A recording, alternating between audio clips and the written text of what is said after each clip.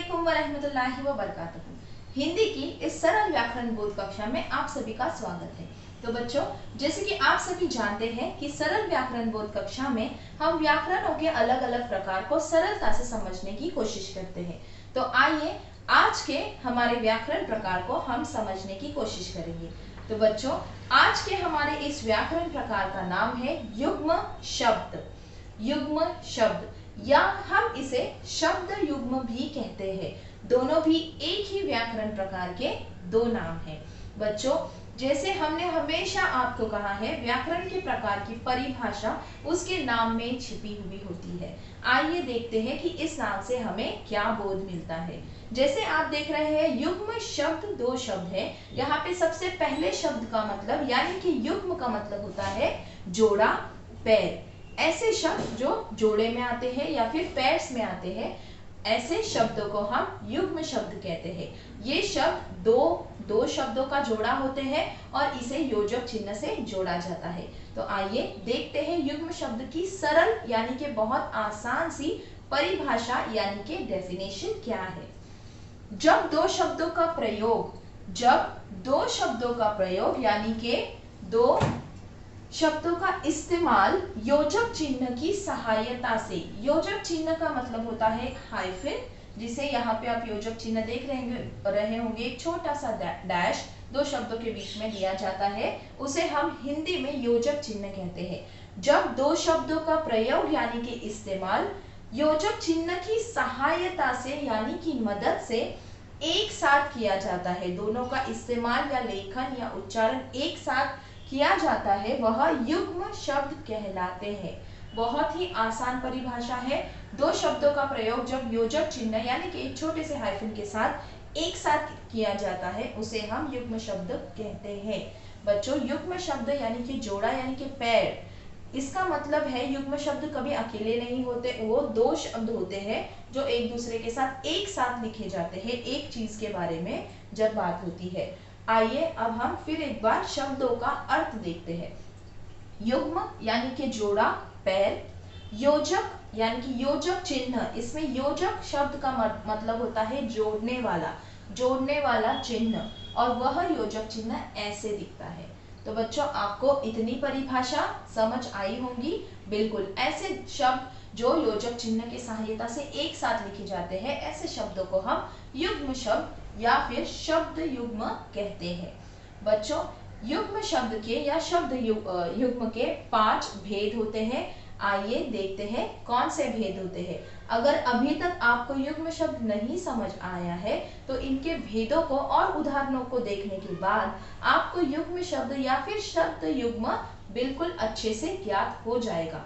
इसके लिए ऐसे बहुत सारे शब्द हैं जो आप आपकी दैनंदिन शैली में, दैनंदिन आपकी भाषा में, आपके बात में इस्तेमाल करते हैं, परंतु आपको ये नहीं पता है कि इन शब्दों को युग्म शब्द कहते हैं। परंतु उम्मीद है कि इस कक्षा के बाद, इस व्याकरण बोध के बाद, जब भी आप इन शब्दों का प्रयोग करेंगे, इस्तेमाल करेंगे अपनी भाषा में, आपको पता होगा कि ये युग्म शब्द है जो आप इस्तेमाल कर रहे हैं। तो आइए देखते हैं कि युग्म शब्दों के भेद कौन कौन से हैं। हम एक एक भेद एक के बाद एक देखेंगे और उसको समझने की कोशिश करेंगे।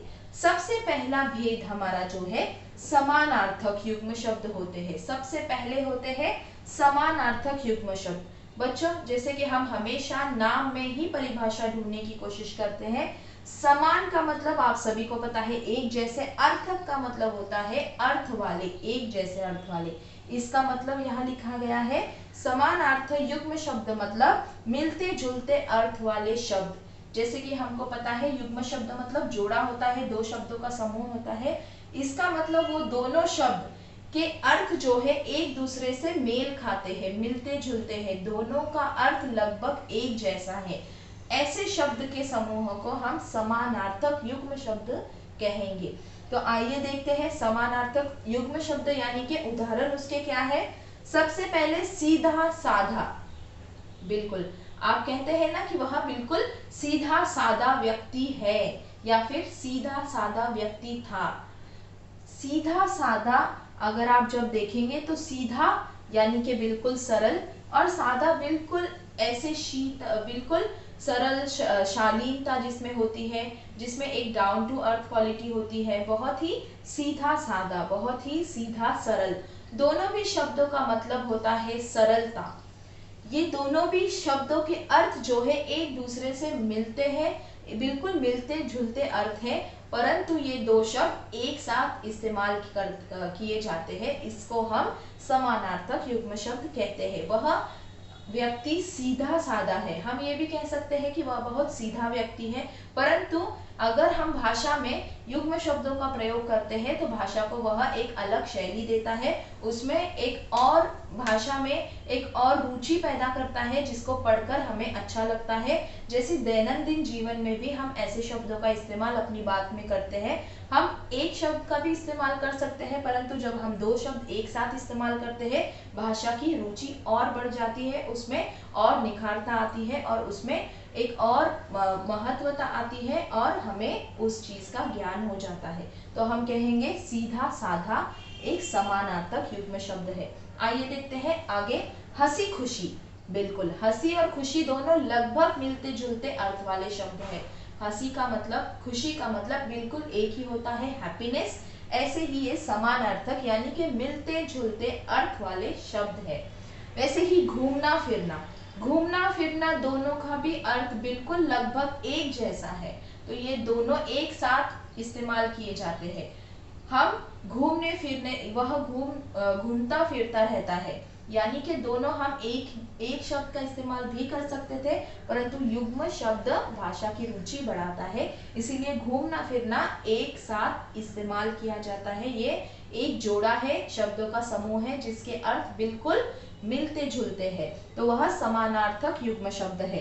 सीधा सादा, हंसी खुशी, घूमना फिरना, सबके मतलब दोनों शब्दों के मतलब क्या है, मिलते जुलते हैं। शादी ब्याह, शादी का मतलब भी गेटिंग मैरिड होता है, ब्याह का मतलब भी शादी होना ही होता है। दोनों का मतलब एक जैसा मिलता जुलता है, परंतु एक साथ इस्तेमाल किए जाते हैं। शादी ब्याह में बहुत रंगीन कार्यक्रम होते हैं या फिर शादी ब्याह में बहुत लोग आते जाते हैं, शादी ब्याह का माहौल है। जब बात करते हैं तो यह युग्म शब्द हम भी इस्तेमाल करते हैं। आ गया आपको याद? जी हाँ, देखिए ये सारे शब्द हम दैनंदिन भाषा में हमारे इस्तेमाल करते हैं, परंतु आपको ये नहीं पता था कि इसे हम शब्द युग्म यानी या युग्म शब्द कहते हैं। तो अब आगे देखते हैं हमारे उदाहरण को। कामकाज, हम ऐसे भी बात करते वक्त कहते हैं कि इसको कोई कामकाज नहीं है, तो काम काज, काम और काज दोनों का अर्थ काम करना ही होता है। बिल्कुल मिलते जुलते शब्द है, परंतु एक साथ एक समूह में लिखे जाते हैं क्योंकि वो युग्म शब्द है और उसे योजक चिन्ह से एक छोटे से हाइफन से जोड़ा गया है। बाल बच्चे, बाल बच्चे, बाल यानी कि बालक, बच्चे यानी कि बालक, दोनों का ही अर्थ एक जैसा होता है, परंतु ये दोनों एक साथ इस्तेमाल किए जाते हैं। ओके, अब हमें समझ में आया समानार्थक यानी कि एक जैसे अर्थ वाले युग्म शब्दों की जब जोड़ियां बनाती है तो उसके उदाहरण क्या है। क्या है उदाहरण एक जैसे अर्थ वाले शब्दों के, युग्म शब्दों के? सीधा सादा, हंसी खुशी, घूमना फिरना, शादी ब्याह, काम काज और बाल बच्चे। ये आपको समझ आ गया होगा। इन जोड़ियों में दोनों शब्दों के अर्थ एक दूसरे से मेल खाते हैं, इन्हें हम समानार्थक युग्म शब्द कहते हैं। आइए अब हम देखते हैं कि अगला भेद क्या है। अगला है विपरीतार्थक। जैसे कि आपको पता है विपरीत का मतलब होता है ऑपोजिट, बिल्कुल उसका उल्टा। विपरीत अर्थक मतलब जिन दो शब्दों के अर्थ एक दूसरे से बिल्कुल विपरीत हो यानी कि बिल्कुल ऑपोजिट हो, ऐसे शब्दों की जोड़ियां। पहले शब्दों की जोड़ियों में दोनों के अर्थ एक दूसरे से मेल खाते थे। अब ये दूसरा प्रकार है, दूसरा भेद है। यहाँ पे जोड़ी बनी हुई है, पर जोड़ी जो बनी हुई है उसमें एक शब्द का अर्थ दूसरे शब्द से बिल्कुल विपरीत है, बिल्कुल ऑपोजिट है। तो विपरीतार्थक अलग अलग अर्थ वाले दोनों शब्द एक साथ लिखे जाते हैं, पर उस जोड़ी में एक शब्द का अर्थ दूसरे शब्द से बिल्कुल ऑपोजिट है। यहाँ पे जो जोड़ियां लिखी है दोनों के अर्थ एक दूसरे से मिलते जुलते हैं। आइए देखते हैं अलग अलग अर्थ वाले युग्म शब्द कौन से हैं। आजकल, आजकल तुम दिखते नहीं हो, आजकल यह काम हो नहीं रहा है, आजकल पहले जैसा नहीं, वातावरण पहले जैसा नहीं रहा। तो आजकल दोनों हमारी भाषा शैली में एक साथ इस्तेमाल किए जाते हैं, इसे हम युग्म शब्द कहते हैं। परंतु ये दोनों आज और कल दोनों एक दूसरे से विपरीत है, एक दूसरे से अलग अर्थ रखते हैं, इसीलिए हम इसे विपरीतार्थक युग्म शब्द कहते हैं। न्याय अन्याय, बिल्कुल न्याय और अन्याय दोनों बिल्कुल एक दूसरे के ऑपोजिट है। तो न्याय अन्याय। अच्छा बुरा, तुम्हें अच्छा बुरा समझ नहीं आता, या फिर बच्चों को अच्छा बुरा क्या समझ कैसे आएगा, वह तो बच्चे हैं। तो अच्छा बुरा हम बातों में एक साथ इस्तेमाल करते हैं, तो पर ये दोनों शब्द, ये शब्द की जो जोड़ी है, इसमें दोनों शब्द एक दूसरे के विपरीत अर्थ रखते हैं, बिल्कुल ऑपोजिट अर्थ रखते हैं। कम ज्यादा, तेरा मेरा, शुभ अशुभ, पाप पुण्य, ये सारे शब्द जो है एक दूसरे से अलग अर्थ रखते हैं। तो पहली जो जोड़ियां थी समान अर्थों वाली थी, यानी कि मिलते जुलते अर्थों वाली। ये सारी जो दूसरी युग्म शब्द की जोड़ियां है, जिसे हम विपरीतार्थक युग्म शब्द कहते हैं, उनमें जोड़ियों में एक शब्द दूसरे शब्द के बिल्कुल विपरीत है। तो ये दो भेद हो गए, समानार्थक युग्म शब्द, विपरीतार्थक युग्म शब्द। अब देखते हैं पुनरुक्त युग्म शब्द। बच्चों, पुनरुक्त के नाम में ही उसका अर्थ है। पुनर यानी के एक और बार, पुनः एक और बार, रुक्त मतलब उक्ति करना, यानी कि उसको लिखना। एक शब्द की उक्ति एक और बार करना, उसकी पुनरावृत्ति करना या फिर उसको एक और बार लिखना पुनरुक्त होता है। यानी कि ऐसी जोड़ी जिसमें एक ही शब्द को दो बार दोहराया गया है। तो एक ही शब्द का दो बार उच्चार करने की बात को हम पुनरुक्ति कहते हैं, पुनरुक्त युग्म शब्द कहते हैं। ये तीसरा प्रकार है। यहाँ पे शब्दों की जोड़ियां हैं, परंतु इन जोड़ियों में दोनों शब्द एक ही जैसे हैं, एक ही शब्द को दो बार कहा गया है। पल पल, बार बार, पल पल वह राह तकता है, बार बार एक ही काम किए जा रहे हो, बार बार एक ही काम किए जा रही है, यह बार बार एक ही शब्द को दो बार कहा गया है, इसे हम पुनरुक्त युग्म शब्द कहते हैं। ऊंचे ऊंचे, ऊंचे ऊंचे पर्वत, धीरे धीरे, धीरे धीरे चलना, धीरे धीरे जाओ, धीरे धीरे नदी बह रही थी। चुप चुप, वह चुप चुप सा बैठा है। हम यह सारी चीजें रोज हम दैनंदिन भाषा में इसका इस्तेमाल भी करते हैं, परंतु हमें पता नहीं होता। इन्हें हम पुनरुक्त, या फिर जिसको एक से ज्यादा बार, दो बार एक ही शब्द को दोहराना पुनरुक्त होता है, पुनरुक्त युग्म शब्द कहते हैं। जब एक दो जोड़ियों में दोनों शब्द एक ही जैसे हैं, एक ही शब्द को दोबारा लिखा जाता है। सुबह सुबह, सुबह सुबह कहाँ जा रहे हो, सुबह सुबह हम खेलने गए थे। तो सुबह सुबह, तो एक ही शब्द को इस जोड़ी में क्या है, एक ही शब्द को दो बार लिखा गया है। तो हमने देखा समानार्थ युग्म शब्द कैसे हैं, मिलते जुलते अर्थ वाले। विपरीतार्थक एक दूसरे से बिल्कुल अलग। पुनरुक्त एक ही शब्द को दो बार लिखना। ठीक है, आइए अब हम देखते हैं हमारा चौथा भेद क्या है युग्म शब्दों का, सार्थक निरर्थक। बच्चों, इस नाम में ही इस भेद का मतलब छुपा है। सार्थक, इस शब्द को आप ध्यान से देखेंगे तो इसका मतलब होता है सार्थक। स का मतलब होता है उसके साथ, किसके साथ, अर्थ के साथ। सार्थक मतलब जिस मतलब के साथ, या फिर मतलब जिसका हो, अर्थपूर्ण मतलब सार्थक मतलब के साथ वाला पद, और निरर्थक मतलब निर का मतलब होता है नहीं होना। किसका नहीं होना, अर्थ का। ऐसा शब्द जिसमें मतलब नहीं है। सार्थक मतलब ऐसा शब्द जिसका मतलब बनता है, निरर्थक मतलब जिसका मतलब नहीं बनता। इस युग्म शब्द की जोड़ी में एक शब्द यानी कि पहला पद जो होता है, पहला शब्द जो होता है वो अर्थपूर्ण होता है, उसका मतलब होता है, परंतु उसके जो जोड़ी में दूसरा शब्द लिखा जाता है वो अर्थहीन होता है, यानी कि उसका कोई मतलब नहीं होता। ऐसी जोड़ी जिसमें पहला शब्द अर्थपूर्ण होता है और दूसरा शब्द अर्थहीन, इसको हम सार्थक निरर्थक युग्म शब्द कहते हैं। तो आइए देखते हैं सार्थक निरर्थक युग्म शब्द कैसे होते हैं। पानी वानी, मुझे पानी वानी नहीं चाहिए। अगर आपको वो नहीं चाहिए तो बहुत बात करते वक्त कैसे कहा जाता है, मुझे पानी वानी कुछ भी नहीं चाहिए। यानी कि पानी अर्थपूर्ण शब्द है। पानी का मतलब जब प्यास लगने पे हम जो द्रव पीते हैं, पानी, जल जिसे हम कहते हैं। वाणी का कोई अर्थ नहीं होता, बस पानी के साथ एक निरर्थक शब्द लगाकर उसकी जोड़ी बनी है, पानी वानी। ये बोलने की शैली होती है, इसे सार्थक निरर्थक युग्म शब्द कहते हैं। पानी वानी, काम धाम, उसे कोई काम धाम नहीं है, या फिर तुम्हें कोई काम धाम है कि नहीं। पहला शब्द जो है स अर्थ होता है, इसका अर्थ बनता है। धाम का अर्थ कोई अर्थ नहीं है, यानी कि ये सार्थिक शब्द है, ये निरर्थिक शब्द है। सार्थक और निरर्थक शब्दों की जोड़ी है ये। तो काम धाम, लोटपोट, वह लोटपोट होकर हंस रहा था। लोट मतलब लौटना जमीन पर, पोट का कोई भी मतलब नहीं होता। लोटपोट यह शब्द युग्म शब्द की जोड़ी में या फिर इस युग्म शब्द में पहला जो पद है, पहला जो शब्द है उसका अर्थ है और दूसरा शब्द अर्थहीन है, यानी कि मतलब के बगैर है।